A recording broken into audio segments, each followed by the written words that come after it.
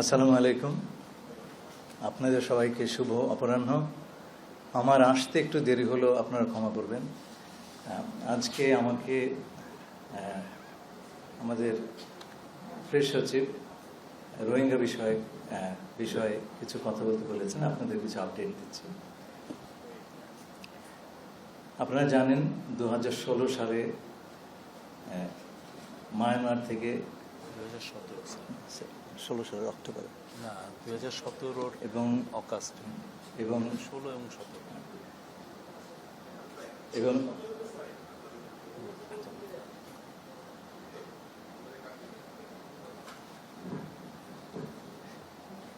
আজ অব্দি প্রায় 12 লক্ষ রোহিঙ্গা বাংলাদেশে শরণার্থী হিসেবে অবস্থান করছেন। এই সরকার যখন দায়িত্ব গ্রহণ করে তারপর থেকে আমরা এই ইস্যুটিকে আন্তর্জাতিক এজেন্ডায় পুনরায় তুলে নেবার সর্বাত্মক চেষ্টা করেছি। এর আগের 7 বছর এই ইস্যুটি প্রায় অপসৃত হয়ে গিয়েছিল এবং এরপর বিভিন্ন সাম্প্রতিক ঘটনাবলিতে, বিশেষ করে গাজা এবং ইউক্রেনের যুদ্ধ, এতে করে এই ইস্যুটা আরও পেছনে পড়ে গিয়েছিল। আপনারা হয়তো স্মরণ করবেন যে গত সেপ্টেম্বর মাসে প্রধান উপদেষ্টা জাতিসংঘ সাধারণ অধিবেশনে এই ইস্যুটি উত্থাপন করেছিলেন এবং জাতিসংঘকে একটি আন্তর্জাতিক সম্মেলন আয়োজন করার আহ্বান করেছিলেন। সেটা তিনি করেছেন সেপ্টেম্বর মাসে এবং আমরা অত্যন্ত আনন্দিত হয়েছি যে আন্তর্জাতিক সম্প্রদায় এতে সোৎসাহে সাড়া দিয়েছে এবং গত সাধারণ অধিবেশনে জাতিসংঘ এই বিষয়ে একটি উচ্চ পর্যায়ের আন্তর্জাতিক সম্মেলনের সিদ্ধান্ত নিয়েছিল। মোট 106টি দেশ এই সিদ্ধান্ত কো-স্পন্সর করে এবং সিদ্ধান্তটি সর্বসম্মতিক্রমে গৃহীত হয়। একটি জাতিগোষ্ঠীকে নিয়ে একটি পরিপূর্ণ জাতিসংঘের সম্মেলন আয়োজন করা একটা অত্যন্ত বিরল উদাহরণ। সেই কাজটি আমরা সম্পন্ন করতে পেরেছি। আগামী 30শে সেপ্টেম্বর জাতিসংঘ সচিবালয়ে এই সম্মেলনটি অনুষ্ঠিত হবে। আমাদের দ্বিতীয় যে বিষয়টি আমাদের সামনে আমরা বিবেচনা করেছি সেটা হচ্ছে এই সমস্যার সমাধান কি। আমরা প্রথম থেকে ভেবেছি এই সমস্যার সমাধান রোহিঙ্গাদের মায়ানমারে প্রত্যাবর্তন করা, প্রত্যাবাসনই এই সমস্যার সমাধান। আন্তর্জাতিক সম্প্রদায়ের সঙ্গে নিরলসভাবে কাজ করেছি এবং আমি আনন্দিত যে এই ব্যাপারে আমরা এখন একটা আন্তর্জাতিক কনসেনসাসে পৌঁছেছি। আপনারা জানেন জাতিসংঘের মহাসচিব তিনি এসেছিলেন মার্চ মাসে এবং তিনি দ্ব্যর্থহীনভাবে বলে গেছেন যে এই সমস্যার সমাধান কেবলমাত্র মিয়ানমারে রোহিঙ্গাদের প্রত্যাবাসন। তৃতীয় যে কাজটি আমাদের সামনে ছিল সেটা হচ্ছে প্রত্যাবাসনের প্রথম যে পদক্ষেপ, মানে কারা ফেরত যাবেন সেই সম্পর্কে একটা মায়ানমার সরকারের থেকে সিদ্ধান্ত নিয়ে আসা। 2017 সালে বাংলাদেশের সঙ্গে মায়ানমারের একটি চুক্তি স্বাক্ষরিত হয় এবং তারপর আমরা 8 লক্ষ রোহিঙ্গাদের নাম কয়েক দফায় মায়ানমার সরকারের কাছে পাঠাই ভেরিফিকেশনের জন্য। গত 8 বছর ধরে এই ভেরিফিকেশনের ব্যাপারে কোনো অগ্রগতি আমরা দেখতে পাইনি। গত ফেব্রুয়ারিতে মায়ানমার জান্তা প্রধানের স্পেশাল এনভয়, তার সঙ্গে আমার দ্বিপাক্ষিক বৈঠক হয় এবং তাতে তারা প্রথমবারের মতো ইঙ্গিত করেন যে এই 8 লক্ষ রোহিঙ্গাদের মধ্যে 2.5 লক্ষের ভেরিফিকেশনের কাজ তারা, এবং এর মধ্যে 1,80,000 তারা প্রত্যাবাসনযোগ্য হিসেবে নির্ণীত করেছেন। আর বাকি 70,000-এর সমস্যা ছিল ছবি এবং কিছু তথ্য নিয়ে, সেগুলো তারা আমাদের সঙ্গে বসে নিরসন করবেন। এই সিদ্ধান্তটি বিমস্টেক বৈঠকের গত মাসে আমি এবং মিয়ানমারের উপপ্রধানমন্ত্রী এবং পররাষ্ট্রমন্ত্রী যৌথভাবে এটা আমরা অ্যানাউন্স করি। এর ফলে আমরা প্রত্যাবাসনযোগ্য রোহিঙ্গাদের প্রথম তালিকা লাভ করি। কাজ গত 7-8 মাসে সম্পন্ন করেছি, যেটা আগের 7 বছরে হয়নি। এগুলো ছিল প্রত্যাবাসনের জন্য অত্যন্ত জরুরি কাজ। এরপর হচ্ছে প্রত্যাবাসন প্রক্রিয়া, আপনি কিভাবে পাঠাবেন, এবং সেখানে আপনাকে যে বাস্তবতাটা আমরা মুখোমুখি হয়েছে সেটা বিচার করতে হবে। সেটা হচ্ছে মায়ানমার সরকারের দখলে প্রায় 90% রাখাইন আর নেই।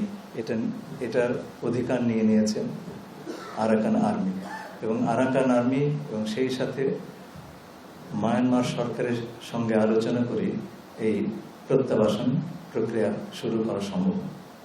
সেই আলোচনা আমরা একই সমান্তরালে চালু করেছি, আলোচনা চলছে। আমাদেরকে আরাকান আর্মি সুস্পষ্টভাবে বলেছে যে রোহিঙ্গাদের ফেরত নেওয়াটা তাদের একটা প্রিন্সিপাল পজিশন। মায়ানমার সরকারও উল্লেখ করেছেন। যে কথাটি আমাদেরকে আরাকান আর্মি বলেছে তা হলো, পরিস্থিতি অনুকূল হলে তারা এই প্রত্যাবাসনের উদ্যোগ নেবেন। আপনারা জানেন আরাকানের যুদ্ধাবস্থা এখনো নিরসন হয়নি, এবং এই বিষয়ে আমরা দুপক্ষের সঙ্গে কথা বলেছি এবং আমরা কিছু অগ্রগতি অর্জন করেছি। একই সঙ্গে আমরা দেখেছি মায়ানমারে, বিশেষ করে রাখাইন অঞ্চলে এক ব্যাপক খাদ্যাভাব, ওষুধের অভাব, এবং ইউএনডিপি রিপোর্ট অনুযায়ী সেখানে এক ধরনের মানবিক সংকট, ভয়াবহ মানবিক সংকট দেখা দিয়েছে। আমাদের একটা আশঙ্কা হচ্ছে এই অবস্থাতে খাবার না পেয়ে, ওষুধ না পেয়ে লোকজন চলে আসতে পারে। বিশেষ করে রোহিঙ্গারা, যারা সবচেয়ে ভালনারেবল অবস্থায় আছেন, তাদেরই আবার চলে আসার প্রবণতা বেশি হতে পারে। আমরা ইতিমধ্যে 12 লক্ষ রোহিঙ্গার ভার বহন করছি প্রায় 8 বছর ধরে। আমরা আমাদের সীমার বাইরে চলে এসেছি, আমার এই ভার ধারণের যে সীমা তার বাইরে চলে এসেছি, এবং অতিরিক্ত কোনো শরণার্থী অ্যাকসেপ্ট করা আমাদের জন্য সম্ভব নয়, এবং আমরা সেটা করতে চাই না। দ্বিতীয়ত, খাদ্য সংকটে রাখাইন সম্প্রদায়ের লোকজনও বিভিন্ন সময়ে আমাদের সীমান্তে এসে খাদ্য এবং ঔষধের সহায়তা চেয়েছেন, এবং তারা যদি আসা শুরু করেন তাহলে তো বিরাট এক সংখ্যায় নতুন ধরনের শরণার্থীর মুখোমুখি আমাদের হতে হবে। আমরা সেটা অ্যাভয়েড করতে, জাতিসংঘ কার্যক্রম যেটা মায়ানমারে চলছে সেটা রাখাইনে আর চলা সম্ভব নেই, এই কারণে যে যুদ্ধাবস্থার কারণে মানবিক যে কোনো প্রকার ত্রাণ হচ্ছে না। আপনারা জানেন জাতিসংঘ মহাসচিব গত মার্চ মাসে বাংলাদেশে এসে আমাদেরকে বললেন যে আমরা রাখাইনে ত্রাণ সাহায্য দিতে পারি কিনা। আমরা বিষয়টি বিবেচনা করছি, কিন্তু এতে বেশ কিছু আবশ্যকতা আছে। প্রথম কথা হচ্ছে যে যেগুলো জাতিসংঘের তরফ থেকে আরাকান আর্মিকে জানানো হয়েছে যে এই সাহায্য বা সহযোগিতা এটার প্রাপ্তির ব্যাপারে বা বিতরণের ব্যাপারে কোনো ধরনের প্রতিবন্ধকতা সৃষ্টি করা যাবে না। এটা নন ডিসক্রিমিনেটরি, তার মানে কাউকে এর থেকে বঞ্চিত করা যাবে না। There will be no weaponization of aid, এটা কোনো যুদ্ধের কাজে ব্যবহার করা যাবে না। আর আমাদের তরফ থেকে আমাদের শঙ্কা হচ্ছে এই যে আরাকানে যে নতুন যে অ্যাডমিনিস্ট্রেটিভ অ্যান্ড সিকিউরিটি অ্যারেঞ্জমেন্ট তৈরি হচ্ছে, আমরা তাতে রোহিঙ্গাদের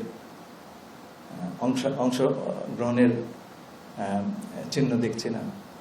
আমরা আরাকান আর্মিকে সরাসরি বলে দিয়েছি যে এখন যে অবস্থা আছে, যে ছবিটা আমরা দেখছি আরাকান প্রশাসনের, সেটা হচ্ছে এথনিক ক্লিনজিং হয়ে গেলে যা হতো। আমরা কোনো ধরনের এথনিক ক্লিনজিং আমরা সহ্য করব না। তারা যদি এক্সক্লুসিভলি রাখাইনদের নিয়ে মানে রাজ্য পরিচালনা করতে চায়, তাহলে সেটা হবে একটা অ্যাপারথাইড রাষ্ট্র, সেটা আমরা মেনে নিতে পারি না। তাদেরকে এই কথাগুলো বলা হয়েছে, আমরা আশা করছি যে তারা এর সদুত্তর দেবে। আমরা এই সমস্যার শান্তিপূর্ণ সমাধান করতে চাই। বাংলাদেশ মনে করে এই সমস্যার একমাত্র সমাধান হচ্ছে রোহিঙ্গাদের মায়ানমারে প্রত্যাবাসন করা। আমরা এই কাজটি করার সকল অপশনে আমাদের টেবিলে থাকবে। আমরা সর্বপ্রযত্নে এবং আমাদের সকল কূটনৈতিক এবং অন্যান্য সামর্থ্য দিয়ে এই সমস্যার সমাধান করার প্রচেষ্টা করি। আমি জানি মায়ানমারে জাতিসংঘের সাহায্য নিয়ে বাংলাদেশে একটা করিডোর দেওয়ার কথা যে গুজবটা উঠেছে, আমি দ্ব্যর্থহীনভাবে বলে দিচ্ছি, করিডোর নিয়ে আমাদের সঙ্গে কথা হয় নাই এবং কারোর সঙ্গে কথা হবে না। করিডোরের ব্যাপারটা বুঝতে হবে। করিডোর হচ্ছে একটা ইমার্জেন্সির সময় এক দুর্যোগপূর্ণ জায়গা থেকে মানুষকে সরিয়ে নেওয়ার ব্যবস্থা। আমরা এখানে কাউকে সরাচ্ছি না। আমরা যেটা করছি, যেহেতু আরাকানে কোন সাহায্য সহযোগিতা এইড এর উপকরণ অন্যান্য সাপ্লাই রুট দিয়ে দেওয়া সম্ভব হচ্ছে না, জাতিসংঘ আমাদেরকে বলল যে আপনারা এই সাহায্য, যেটা তারা তো সাহায্য দিয়েই যাচ্ছে আপনার রোহিঙ্গাদেরকে গত 7-8 বছর ধরে, সেটা আমাদের চোখের সামনে। তারা বললে এর কিছুটা দূরে বর্ডার, আপনারা এইটুকু জায়গাতে আমাদের সাহায্য করবেন যাতে আমরা ওপারে নিয়ে যেতে পারি। জাতিসংঘ তার বিভিন্ন সহযোগীদের মাধ্যমে রাখাইনের ভেতরে যে এই চ্যানেল তারা সেটা ব্যবহার করবে এবং সেইটা দিয়ে তারা এই মানবিক সাহায্য পৌঁছে দেবেন রাখাইনের জনগণের কাছে। আমি আবারও বলছি, দ্ব্যর্থহীন কণ্ঠে বলছি, এবং আপনারা সেটা প্রমাণ করতে পারবেন, যোগাযোগ করলেই পাবেন। জাতিসংঘকে জিজ্ঞেস করেন, জাতিসংঘের সমস্ত রাষ্ট্রদের জিজ্ঞেস করেন। আমরা করিডোর নিয়ে কারোর সঙ্গে কোনো ধরনের কথা বলি নাই এবং আমরা বলবো না। আরাকানের যে অবস্থা, তাতে করিডোরের কোনো প্রয়োজন নাই। আমরা এই কোনো করিডোর সৃষ্টি করে সেইখানে কোনো ধরনের লোকজনের আপনার যাতায়াতের ব্যবস্থা সেটা করার কোনো এখন প্রয়োজনীয়তা নাই। যে প্রয়োজনীয়তা আছে সেটা হচ্ছে সেখানে ত্রাণ সম্ভার পৌঁছে দেওয়া। আপনারা জানেন মায়ানমারে ভূমিকম্প হলো, আমরা কিন্তু তাদের রিকোয়েস্টের বা আবেদনের অপেক্ষা করি নাই, আমরা পাঠিয়ে দিয়েছি ত্রাণ। এটাও সেই ধরনের একটা মানবিক অবস্থা এবং আমাদের ধারণা এই কাজটি করতে পারলে সেইখানকার এবং আমরা সেই অবস্থাতে রোহিঙ্গাদের প্রত্যাবাসন নিয়ে আলোচনা করতে পারব। যদি আরাকানের অবস্থা যতদিন অস্থিতিশীল থাকবে ততদিন আমরা প্রত্যাবাসনের কথা বলতেই পারবো না। আর প্রত্যাবাসনের কথা যদি নাই বলতে পারি তাহলে তো প্রত্যাবাসন কৌশল নিয়েও কোনো কথা বলতে পারবো না। সুতরাং প্রত্যাবাসন কৌশলের যে প্রিরিকুইজিট পূর্ব শর্ত আমরা সেখানে আসি নাই। অনেকে বলেছেন করিডোরে নিয়ে আপনারা কথা বলছেন, কারোর সঙ্গে আলাপ করেন নাই। ভাই আমরা কি করে আলাপ করবো? যার অস্তিত্ব নেই তার সঙ্গে সে বিষয়ে আলাপ কি করে হয়?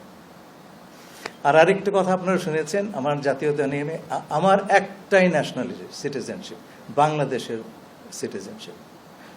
আমি এখানে আসার আগে আমার পরিবারের সঙ্গে আমেরিকায় থেকেছি, কিন্তু আমার কোনো আমেরিকান পাসপোর্ট নাই। বাংলাদেশ ছাড়া অন্য কোনো দেশের জাতীয়তা আমার নাই।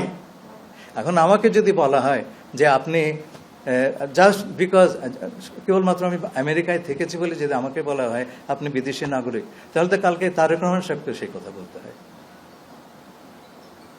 এটা তো আমি আবেদন করবো আপনার বুঝে শুনে কথা বলবেন। আমাকে যদি আপনার ঢিল করেন সেই ঢিল কিন্তু অন্যর ওপর গিয়ে পড়তে পারে। আমি যেটা নই আমাকে সেটা বানাবেন না প্লিজ। আর পারলে প্রমাণ করেন, আদালতে গিয়ে প্রমাণ হবে। আমার একটা রাইট আছে তো বাংলাদেশি একজন নাগরিক হিসাবে। আপনারা যদি সেই রাইটটা রেসপেক্ট না করেন, আমি আপনাদের বলছি না, যে কথাগুলি উঠেছে সেটা খুব দুঃখজনক হবে। সেই কথাটি তাহলে যে কোনো লোকের উপর প্রযোজ্য হবে। প্লিজ, আপনাদেরকে অসংখ্য ধন্যবাদ। আমরা প্রশ্ন দিব, আপনার নাম বলবেন এবং আপনার প্রতিষ্ঠানের নাম বলবেন। Thank you. মুস্তাফিজ ভাই, ইয়েস।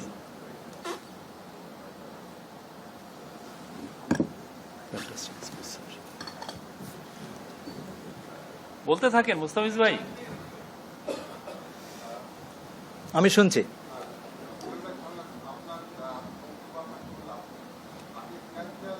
ফিনান্সিয়াল এক্সপ্রেস কাজ করি। আমার প্রশ্ন হচ্ছে, প্রথমত আপনি যে 8 চ্যানেলের কথা বললেন, বেসিক্যালি আমাদের যে কনফিউশনটা তৈরি হয়েছে, আপনি আগেও বলেছিলেন, ইউএন সেক্রেটারি জেনারেল মার্চ মাসে এসেও বলেছিলেন, what the term he use channelling 8। তো 8 চ্যানেল করা আর সেটার সাথে কেউ কেউ হয়তো করিডোর সমর্থক ভেবেছেন, আপনি ব্যাখ্যা দিয়েছেন যে এই করিডোর এবং 8 চ্যানেল আসলে এক জিনিস না। কিন্তু এখানে আমার প্রশ্ন হচ্ছে যে এই যেহেতু রাখাইনের সাথে বাংলাদেশ ছাড়াও আপনি জানেন যে ইন্ডিয়ারও সীমান্ত আছে, বা সেক্ষেত্রে ইন্ডিয়ার সাথে ইউএনের কোনো যোগাযোগ হয়েছে কিনা, ভারতকে ছিল কিনা, সেটা একটা মাধ্যম হতে পারে মিজোরাম দিয়ে যাওয়া। প্রথমত এটি। আর দ্বিতীয়টি হচ্ছে যে মানে যখনই সম্পর্ক শুরু হয়, আমার মনে আছে 18 সালের দিকে তৎকালীন বলেছিলেন আসলে মায়ানমার শান্তি ভাষা বলছে না, তারা শান্তি ভাষা দিয়ে মায়ানমারকে দমন করা যাবে না বা হবে না। এবং আপনার এটাও মনে আছে যে 2019 সালের দিকে সিনেটের ফরেন রিলেশন কমিটির চেয়ারম্যান ইউএন সিনেটের হিয়ারিং এর সময় বলেছিলেন যে যদি ইউএনএ সাউথ সুদানকে আলাদা করার জন্য ইউএন ম্যান্ডেট দিতে পারে সাউথ সুদানিজদের জন্য, তো সেক্ষেত্রে রাখাইনদের জন্য আলাদা একটা রাখাইন ইউএন কেন করা যায়? তো এই দুটি প্রসঙ্গে আপনার মতামত। দেখুন, প্রথম প্রশ্নটি, মিজোরাম থেকে ত্রাণ সাহায্য রাখাইনে দিবে, তাই তো? তাই যদি দিতে পারতো তাহলে কালাদান প্রজেক্টের কি দরকার হতো? আমাকে তাই বলেন। এটা তো উল্টো যাচ্ছে। সিটওয়েতে আসছে, সিটওয়ে থেকে মিজোরামে যাচ্ছে, তাই না? এখন উল্টোটাই যদি সম্ভব হতো তাহলে কালাদানের দরকার ছিল না, ঠিক না? আচ্ছা, নো, সেই আলাপে আমি তো জানি না জাতিসংঘ কোন দেশের সঙ্গে কার আলাপ হচ্ছে আমাকে বলবে কেন, তাই না? কিন্তু আমরা বুঝতে পারছি যে অন্য কোনো চ্যালেঞ্জ নাই। এখন আমরা দেবো কি দেবো না এটা আমার সার্বভৌম সিদ্ধান্ত। আচ্ছা, 2 নম্বর সাউথ সুদান, এটা নিয়ে আপনি একটা জিনিস মনে রাখবেন, জাতিসংঘ এই ধরনের বিষয় নিরাপত্তা পরিষদের সম্পূর্ণ সম্মতি না নিয়ে এই কাজটা করতে পারে না। বিশেষ করে 5টি ভেটো মেম্বারের সমর্থন ছাড়া জাতিসংঘ এই ধরনের কাজ করতে পারে না। যেমন ধরেন ইরাক কুয়েত যুদ্ধের সময় ইরাক ঢুকে পড়েছিল কুয়েতে, তারা ফেরত যাচ্ছে না। জাতিসংঘর নিরাপত্তা পরিষদে সবগুলো সদস্যের সম্মতি নিয়ে সিদ্ধান্ত হলো একটি জাতীয় সংঘ বাহিনী সেখানে যুদ্ধে অবতীর্ণ হয়ে ইরাকের সীমান্তের ভেতরে পাঠিয়ে দিবে ইরাকের সৈন্যদের। আমি সেই সিদ্ধান্ত যেদিন হয়, আমি সিকিউরিটি কাউন্সিলে নিজে বসেছিলাম, সবাই হাত তুলেছেন, কেবল কিউবা এতে ভোট দেয় নাই। জাতিসংঘ কখনই এই ধরনের কেসে নিরাপত্তা পরিষদের সম্পূর্ণ সমর্থন ছাড়া কিছুই করতে পারবে না। এখন আপনি আমাকে বলেন, যদি মিয়ানমারকে কেটে আরাকান বের করে নিতে হয়, চীন এবং রাশিয়া কি ভোট দিবে? তাদের তো 2টা ভেটো আছে। নিরাপত্তা পরিষদে এই বিষয়ে একটা প্রস্তাব গ্রহণের চেষ্টা বেশ কিছু দেশ করছিল, কিন্তু চীন রাশিয়া এটাতে একেবারে সম্মত। আমি বলছি না রাখাইনকে কেটে দাও, আমি বলছি রাখাইনের যে মানবিক অবস্থা সেইটা নিয়ে একটা রেজলিউশন বা একটা ডিসিশন নিরাপত্তা পরিষদ নেওয়ার চেষ্টা ছিল, কিন্তু বিভিন্ন দেশ সেইটার সমর্থন চীন এবং রাশিয়া দেয় নাই। তো এগুলো করা সম্ভব না যদি জাতিসংঘের নিরাপত্তা পরিষদের সকল সদস্য চ্যাপ্টার 7 নামে একটা চ্যাপ্টার আছে জাতিসংঘ সনদে বল প্রয়োগের সঙ্গে, সেইটা ইনভোক করে যদি না করা যায় জাতিসংঘ কোনো যুদ্ধ বা ইত্যাদি জড়িত হতে পারে না, সম্ভব না। এটা জাতিসংঘ আপনার মহাসচিব চাইলেও পারবেন না, তার সেই ক্ষমতা নেই। Thank you.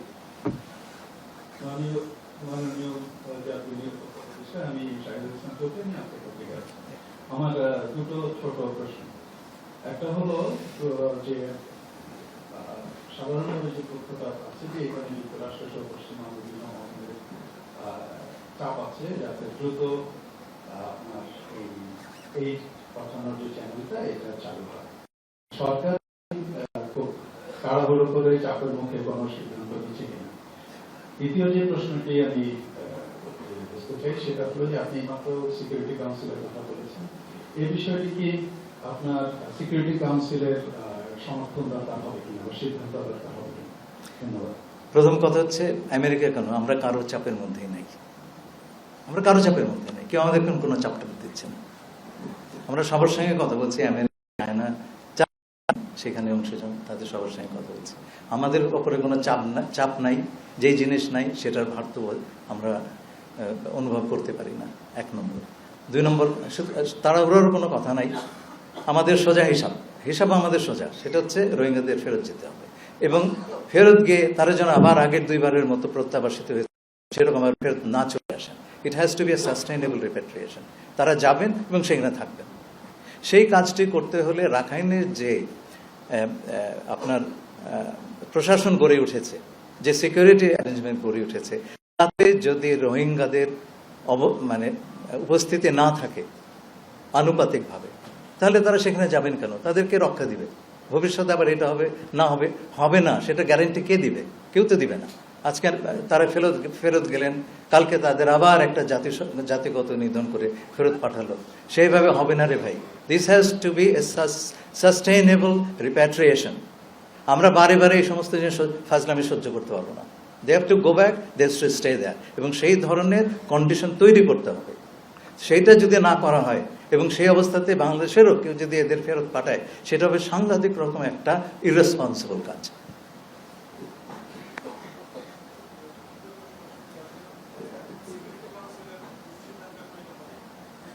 একটু না দেখুন, আপনি করিডোর করতে চাইলে হবে, লাগবে। আর আপনি যদি মনে করেন যে না, মিয়ানমার আরাকান আর্মি তারা বললো যে ঠিক আছে ভাই, আমরা বিপদে পড়েছি, আমাদের দুটো সাহায্য দাও, তোমাদের বাংলাদেশ আপনাদের ছাড়ার কোনো রুট নাই, আপনারা সেই কেবল বর্ডারটা পার করে দেবেন, আমরা সবাই অ্যাগ্রিমেন্টে আছি, তখন সেটা আমরা বিবেচনা করব। কিন্তু সেটা বললেই তো হবে না রে ভাই। আরাকান আর্মিকে তো তার ঘরটা গোছাতে হবে।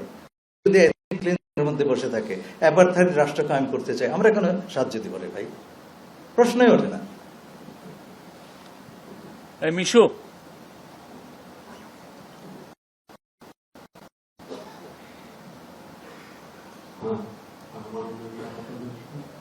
আমার নাম মুহসিন, আমি সমতলায় কাজ করি।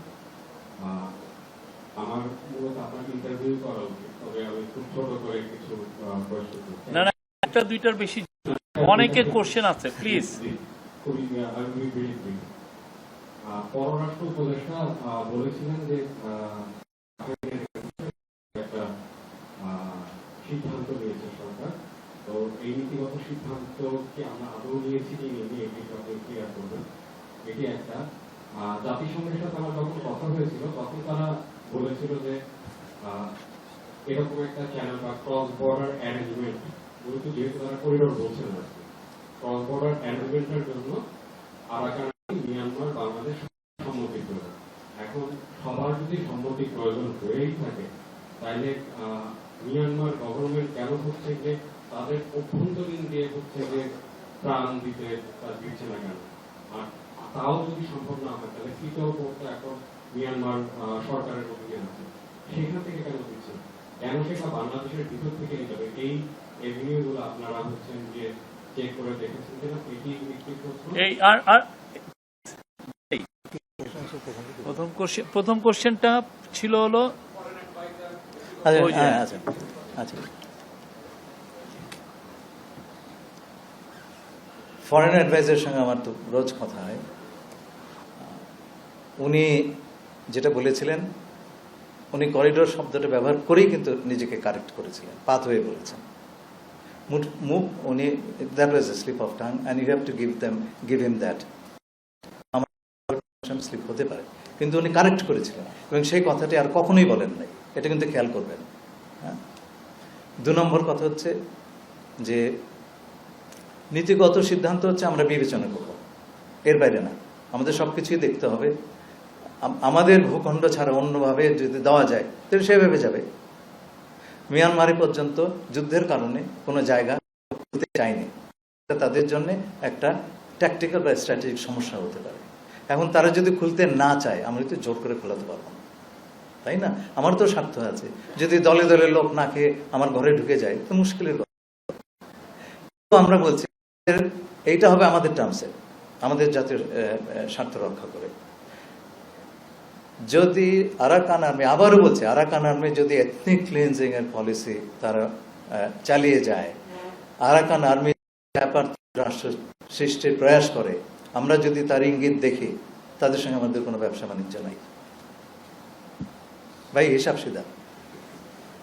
মুস্তাফিজ।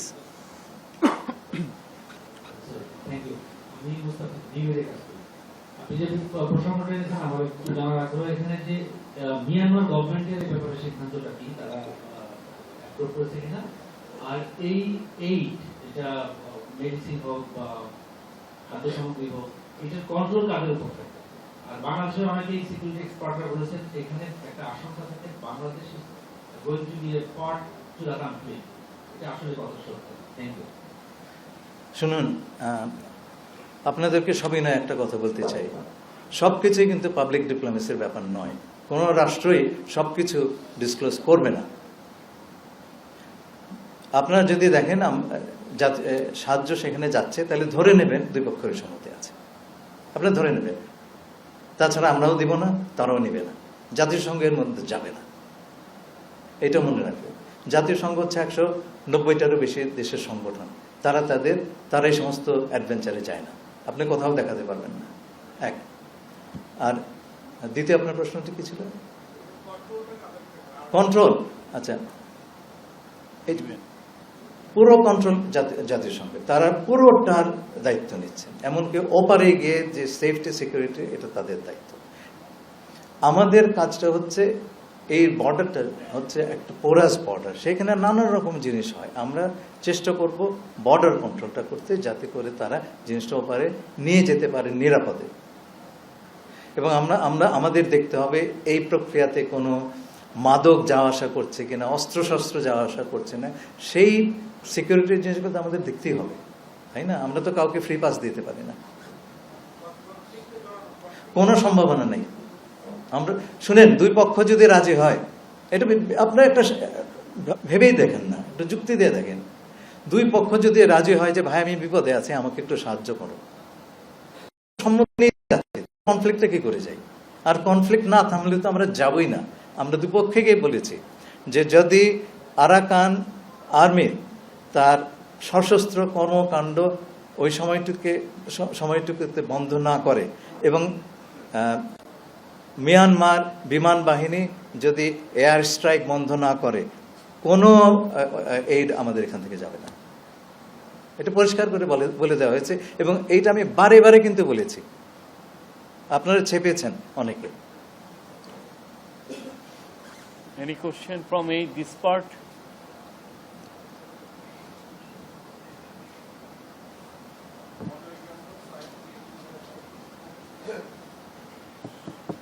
রোহিঙ্গা ইস্যুর বাইরে আমাদের চলমান আইনশৃঙ্খলা পরিস্থিতি নিয়ে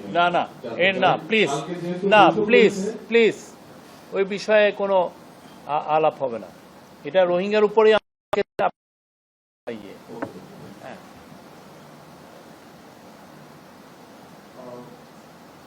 আমি পরিমল পাবনা ডেইলিস্টার থেকে।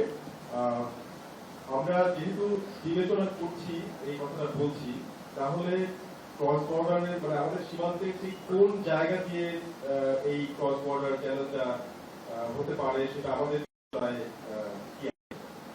ভাই, রোগী তো হাসপাতালে ভর্তি হতে হবে, তারপরে তো আপনার চিকিৎসার বন্দোবস্ত। আমরা তো সেখানে যাইনি। দুপক্ষ যদি, সকল পক্ষ যদি রাজি হয়, তাহলে যেটা আমাদের জন্য আবারও বলছি, কোনো কিছুই কিন্তু রাজি টাজি হয় নাই, এখনো সেই পর্যায়ে যাই নাই জিনিসটা। যদি যাবার হয় তাহলে পরে আমরা সবার সঙ্গে বসে সেটা ঠিক করব, কারণ সেখানে আমাদের নিজস্ব বিবেচনা আছে যে এই ধরনের ঘটনা ঘটলে, এই ধরনের একটা জিনিস আমরা যদি অ্যাগ্রি করতে যাই, আপনি যে কথাগুলি বললেন, রুটগুলি দেখতে হবে, অন্যরা যেটা বললেন, আমাদের যে সেফটি সিকিউরিটি দেখতে হবে, তাই না? আমাদের রাস্তাঘাট কোনটা ব্যবহার হবে, সেইটার অবস্থা কি, হ্যাঁ, সেইগুলো আমাদের দেখতে হবে। এইটার ভেতরে অন্য কিছু চলে যাচ্ছে কিনা সেগুলো আমাদের দেখতে হবে। বহু কিছু বিবেচনার আছে, এটা কি একজনের সিদ্ধান্ত নাকি রে ভাই? এটা শুধু কেবলমাত্র পুরো সরকারের না, সমস্ত অংশীজনের সঙ্গে বসে আমরা এগুলো ঠিক করবো। আমরা সেখানে যাইনি, এখনো পর্যন্ত সেই জায়গাতে আমরা পৌঁছাই নাই। কোনো কিছুই এখনো বিবেচনার অবস্থায় আসে নাই। যখন বিবেচনার জায়গাটাতে আসবে তখন আমরা বিবেচনা করব, এবং বিবেচনার পর্যায়ে আমরা সকলকে নিয়েই সে বিবেচনাটা করব। মাননীয় উপদেষ্টা, আমার নাম রবিউল হক, আমি খবরের।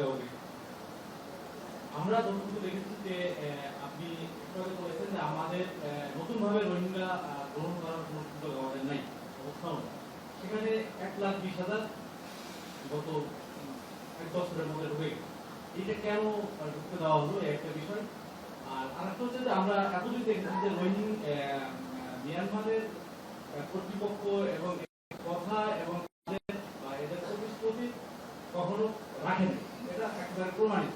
এখন আমরা ওখানে যদি হিউম্যানিটেরিয়ান চ্যানেলে বা তাদের একটা কন্ডিশন আমরা নিয়ে আসি, সেখানে তাদের স্টেবল হওয়ার পরে রোহিঙ্গাদের যে 14 বছর হবে, এর কোনো নিশ্চয়তা আছে?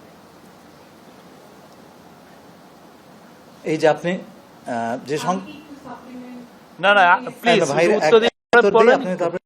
আচ্ছা, আপনার প্রথম কথাটি 1923 সালের থেকে 1924 সালের জুলাই আগস্ট পর্যন্ত সবচেয়ে বেশি সংখ্যক লোক এসছেন যুদ্ধকালীন অবস্থার কারণে, নিরাপত্তাহীনতার কারণে তারা এসেছেন।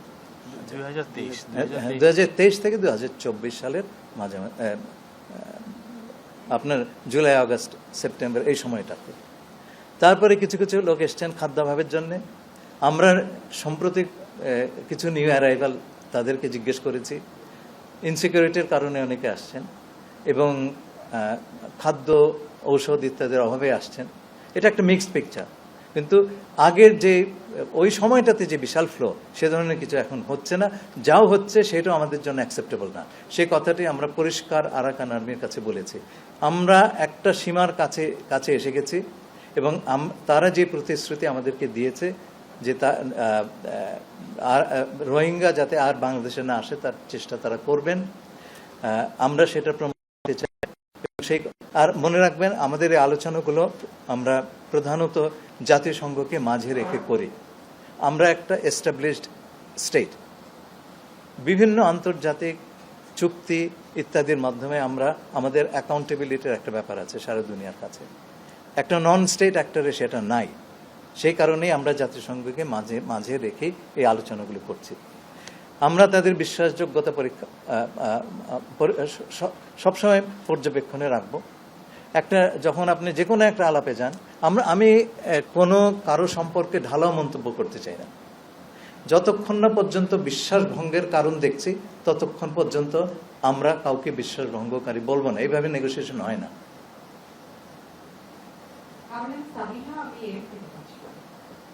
আমি আসলে আমার আগে যে সহকর্মী প্রশ্ন করেছি তারই কিছুটা এক্সটেন্ডেড ভার্সন একটা প্রশ্ন, সেটা হচ্ছে আরাকান আর্মির সঙ্গে আপনাদের যোগাযোগ হচ্ছে, এটা আপনারা একাধিকভাবে। তো আপনারা যে শুভ ইচ্ছা নিয়ে তাদের সঙ্গে কথা বলছেন, আপনি বলছেন যে ঢালাওভাবে কাউকে আপনি অভিযুক্ত করতে চান না, কিন্তু বাংলাদেশ থেকে 200 জেলে তো তারা ধরে নিয়ে গেছে এবং রেগুলার এই কিডন্যাপিং চলছে। আর দ্বিতীয়ত হচ্ছে যে আগের মতো ইনফ্লাক্স নাই, তার কারণ রোহিঙ্গাই তো নাই। এখন তো 3-3.5 লাখ আছে, তার মধ্যে আইডিপিএস 2012, বেশিরভাগ তো অলরেডি বাংলাদেশে চলে এসেছে। তো আপনি এনশিওর করবেন কিভাবে যে আরাকান আর্মি যে বা প্রশাসন সেখানে সত্যিকার অর্থে রোহিঙ্গাদের রিপ্রেজেন্টেশন থাকবে, এরকম কোনো চুক্তি কি আপনাদের মধ্যে হবে যে তারা আমাদের এখান থেকে এই বাংলাদেশের ফেরত নিতে, এরকম কোনো নিশ্চয়তা পাবেন কিনা? আর দ্বিতীয়ত হচ্ছে যে আমরা বিভিন্ন আসলে সার্কুলেটিং অনেক ধরনের গুজব যে এই হিউম্যানিটেরিয়ান এইড চ্যানেল নিয়ে আপনাদের সঙ্গে সেনাবাহিনী খুব। দ্বিতীয়টা আমি বলছি একেবারেই গুজব। সেনাবাহিনীর সঙ্গে আমাদের কোনো পার্থক্য নেই। সেনাপ্রধানের সঙ্গে ইনি আমার বিস্তারিত আলোচনা হয়েছে। এই সম্পর্কে আমরা একেবারে এক সমতলে, একেবারে এক সমতলে। এখানে কোনো ফাঁক ফকর নাই। 2 নম্বর কথা হচ্ছে, আপনি এই প্রতিপক্ষকে বিশ্বাস করবেন কি করে? আপনি তাকে কিছু কথা বলেছেন, সেই কথাগুলি সে মানছে কিনা? আমরা তো বলছি আমরা রোহিঙ্গাদের রিপ্রেজেন্টেশন দেখতে চাচ্ছি। এথনিক ক্লিনজিং কিংবা অ্যাপার্থাইড শাসন, এগুলো আমরা মানি টানি না। অ্যাপার্থাইড গত শতাব্দীতে আমরা সভ্যতার পেছনে ফেলে এসেছি। আমরা দেখবো আগামীতে তারা এটা করছেন কিনা, তাদের একটু সময় দিয়ে দেখছি। আপনি তো সময় দেবেন তাকে, কিন্তু সেটা যদি না করে তখন আমরা এটা একটা বিশ্বাসভঙ্গ বা আমরা ধরে নেব এই প্রতিশ্রুতি আসলে ফাঁকা। কিন্তু তার আগে তাই না? Thank you. মাননীয় উপদেষ্টা, আমার নাম আহমেদ রেজা, আমি জম এক্সিবিশনে কাজ করি। আমার একটা ছোট প্রশ্ন আপনার 2টা কথা প্রেক্ষিতে। একটা হচ্ছে, আপনি বলেছেন যে অংশীজনদের সিদ্ধান্তে, সকল অংশীজনদের সিদ্ধান্তের প্রেক্ষিতে আপনারা সিদ্ধান্ত দিবেন, এবং শেষ যে প্রশ্নটির উত্তরটি আপনি দিলেন যে সেনাবাহিনীর সাথে আপনাদের কোনো ধরনের মতবিরোধ নাই, বিশেষ করে করিডোর ইস্যুতে। আমার ঠিক প্রশ্নটা এখানে, যে বাংলাদেশের মানুষের মধ্যে যে একটি অ্যান্টি ভাইব তৈরি হয়েছে এই সরকারের প্রতি, সেটি আপনাদের একটা কথার প্রেক্ষিতেই হয়েছে বা নানা কারণে হয়েছে। ফলে এই সংকটটি তৈরি হয়েছে যেটি হয় যে নিজেদের মধ্যে একটি সংশয়হীনতার কারণে। সেই অংশীজনদের কথা বলছেন, আপনার কি ধারণা যে আপনাদের যে অংশীজনরা যারাই রয়েছেন, বাংলাদেশের সার্বভৌমত্ব রক্ষাকারী বাহিনী থেকে শুরু করে আপনাদের বিভিন্ন উপদেষ্টার মধ্যে, তাদের মধ্যে সমন্বয়হীনতা রয়েছে, এবং সেটির কারণেই বাংলাদেশের মানুষের কাছে এই ভাইবটি মেসেজটি পৌঁছেছে? আপনার এই প্রশ্নটির উত্তর আমি দিতে চাইনি, কিন্তু আমি এখন দিতে হচ্ছে। আমি আশা করেছিলাম আপনারা এটা খুঁজে বের করবেন। করিডোরের প্রচারণা কিন্তু বাংলাদেশ থেকে ওঠেনি, এইটা উঠেছে প্রতিবেশী দেশের একটি নিউজ পোর্টাল থেকে। আপনার খোঁজ করে দেখবেন, আপনারা জানেন। তারা এটা বলছে, তারা এটাও বলছে যে আমরা আমেরিকার সপক্ষে একটা প্রক্সি যুদ্ধ করবো সেখানটাতে জাতিসংঘকে নিয়ে। আরে ভাই, জাতিসংঘ কি যুদ্ধ করতে পারে নাকি নিরাপত্তা পরিষদের বাকি সমস্ত সদস্যদেরকে বাদ দিয়ে? এটা তো একটা সাধারণ প্রশ্ন। আপনি জাতিসংঘ, আমেরিকা সবাইকে টেনে আনলেন, আমরা একটা প্রক্সি যুদ্ধে যাচ্ছি, তার মধ্যে জড়ালো আমি বিদেশি নাগরিক, আমেরিকান নাগরিক। এই প্রচারণাটা কোত্থেকে এসছে আপনার হিসাব করে দেখেন। এটা কি বাংলা? আর এই আমি বলি, আজকে যদি একটা আমেরিকার পক্ষে প্রক্সি যুদ্ধ আরাকানে হয়, ক্ষতিগ্রস্ত হবে কে? এটা আমি আগেও বলেছি, প্রকাশ্যেই বলেছি, ক্ষতিগ্রস্ত হবে কে? তার কিছু বলছে? হ্যাঁ, আমি ইউনিভার্সিটি অফ প্রফেশনালসের একবার সরাসরি বলেছি, টেপও আছে সেটা। হ্যাঁ, তো ওখানে চায়নার সবচেয়ে বড় আপনার একটা অ্যাক্সেস টু ইন্ডিয়ান ওশান, তার তো এমনিতে অ্যাক্সেস নাই, আরাকানের ভেতর দিয়ে অ্যাক্সেস গেছে। ক্ষতি হবে তো তার আমেরিকা সেখানে গেলে, সে কিছু বলছে? ক্ষতি হবে বার্মার, তার একটা অংশ কেটে নেওয়া হচ্ছে, সে কিছু বলছে? তো মায়ের চাইতে তো মাসির দরদ বেশি, আপনারা বোঝেন নাকি কোত্থেকে এসছে? প্লিজ অপপ্রচারের কোনো প্রচার করবেন না, যারা করেছেন করেছেন, এখন বন্ধ দেন রে ভাই, দেশের স্বার্থ বলে একটা কিছু আছে। আমি এগুলো বলতে চাইনি, আমি ভেবেছি যারা বুদ্ধিমান ব্যক্তি আছে তারা এটা নিয়ে দাঁড়িয়ে যাবেন। আমাকে সব কথা কেন বলতে হবে রে ভাই? সরকার সব কথা বলবে কেন? আমাদের তো এই কথাটা বলাটাও তো আমার জন্য সমীচীন নয়, কিন্তু আমাকে বলালেন। সরকারের ভিতরে আমার ফরেন অফিসের সঙ্গে আমার I coordinate with foreign office on every issue. আর সেনাবাহিনীর সঙ্গে আমি খুব ক্লোজলি কাজ করি, খুব ক্লোজলি কাজ করি। দেখেন ভয়াবহ অবস্থা। আমি গেলাম 18 এপ্রিল রোহিঙ্গা ক্যাম্পে, এর পরের সপ্তাহে কাতারে আপনার রোহিঙ্গা রাউন্ড টেবল, সেখানে আমি রোহিঙ্গাদের মনোভাবটা জানতে গেছিলাম। ফেরার পথে রামু ক্যান্টনমেন্ট পরে সেখানকার কমান্ডার জেনারেল মিনহাজ আমাকে বললেন যে আপনি যদি আমার পাশ দিয়ে যাচ্ছেন এক বেলা চা খেয়ে যেতেন। আমি গেলাম, কারণ 1 লক্ষ এই যে রোহিঙ্গা নিয়ে যে ইফতার হলো, আমার এই কাজটাতে উনি খুব সাহায্য করেছেন। আমি ওনার সঙ্গে চা খেয়ে আধা ঘন্টা ছিলাম, বেরিয়ে গেছি।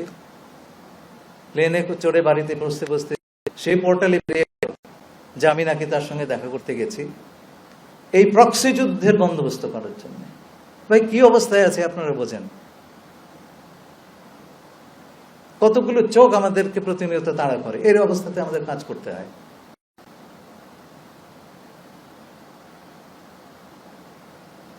ধন্যবাদ। হ্যাঁ, মুক্তা বলেন।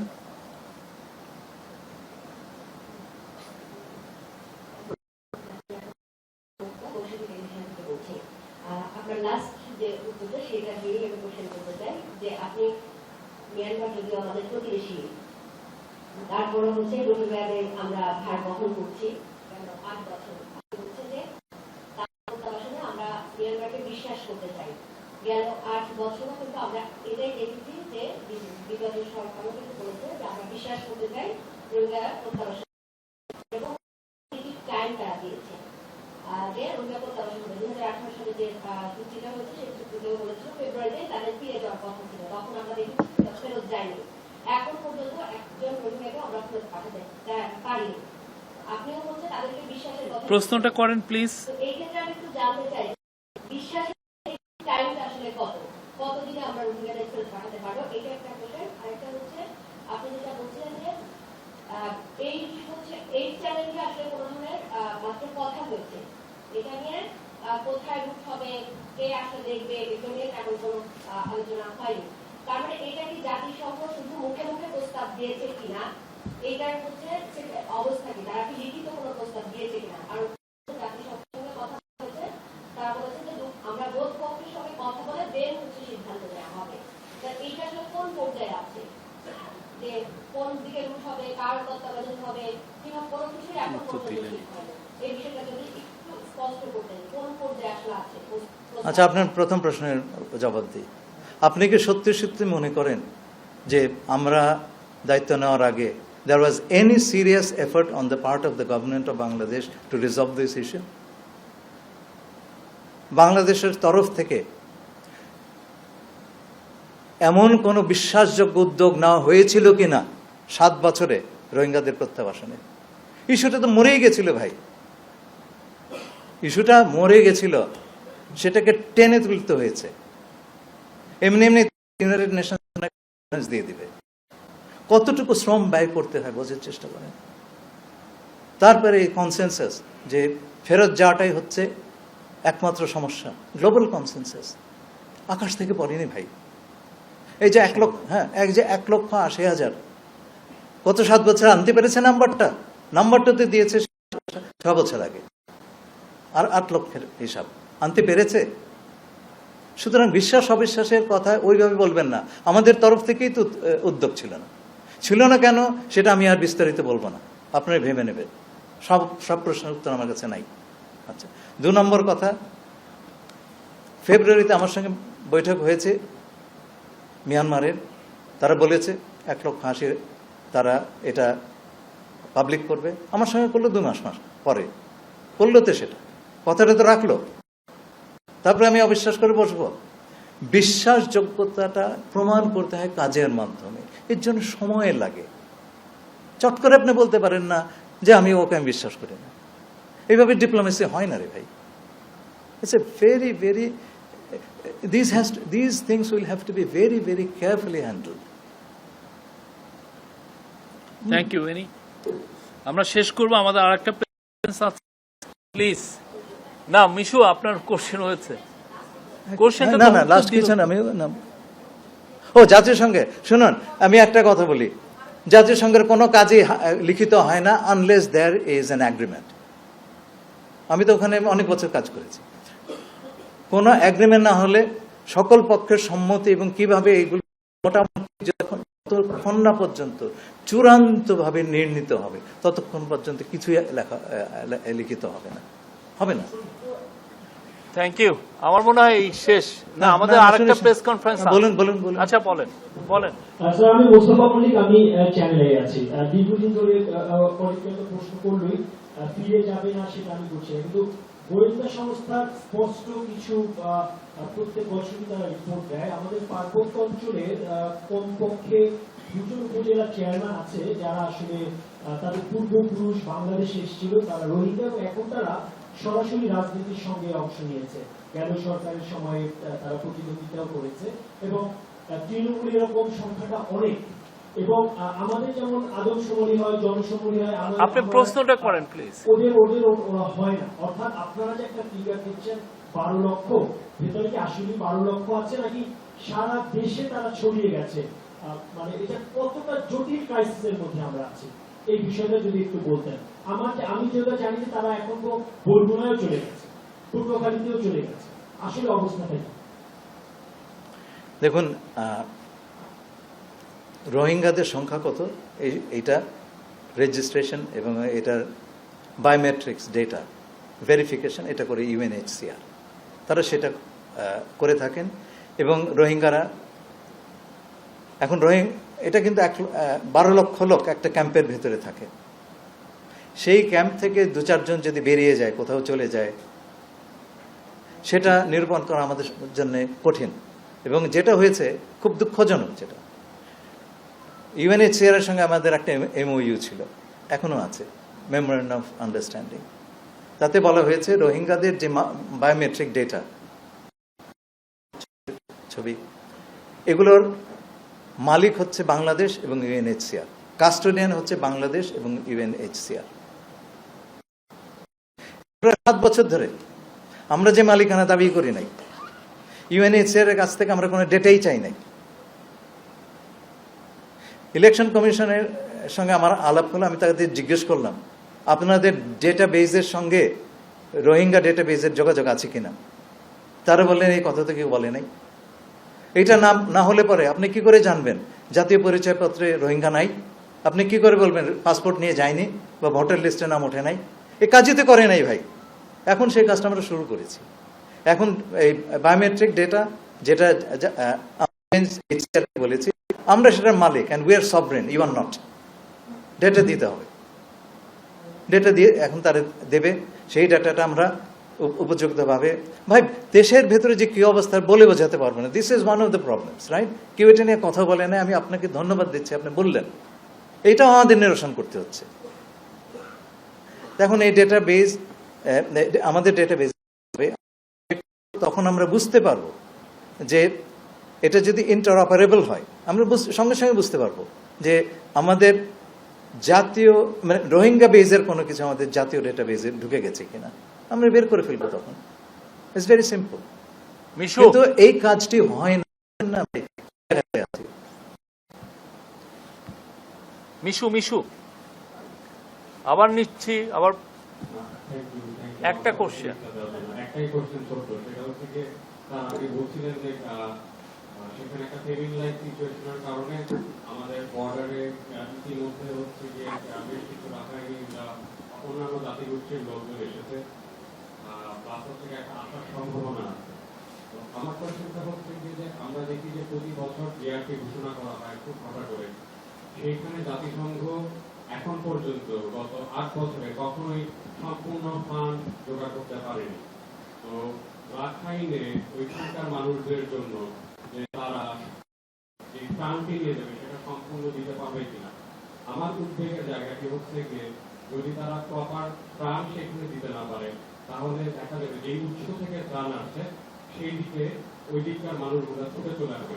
এই বিষয়টি আপনারা বিবেচনায় নিয়েছেন? একটি পয়সা বাংলাদেশ, একটি পয়সা আমাদের ভাগ থেকে যাবে না। আমাদের জেআরপিতে যেটা বলা আছে, একটি পয়সা থেকে যাবে না।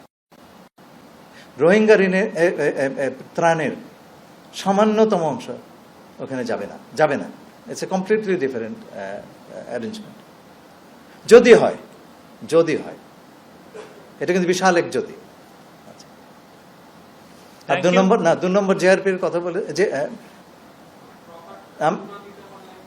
না ভাই, এইগুলি এত তো আমরা এখনো বলতে পারবো না। কি আমরা সেখানে যাইনি তো রে ভাই, আসল জিনিসটাই হয় নাই। বাচ্চাই জন্মায় নাই, আপনি তাকে বোতল দুধ খাওয়াবেন না, হয়নি তো। ওকে, থ্যাংক ইউ ভেরি মাচ।